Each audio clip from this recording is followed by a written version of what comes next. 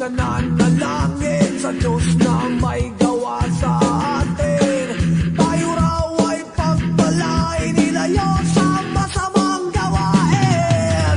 Siya raw ang naglilingkod sa atin, siya raw ang gumagabay sa atin. Dapat daw na maniwala na mga sinasabi ni Padre Damaso.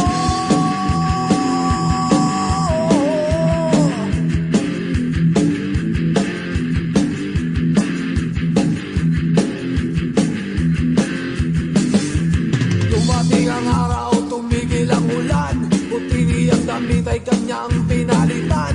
Kanyang kapanalan ngayon kasama ang natatago sa puting kasuotan.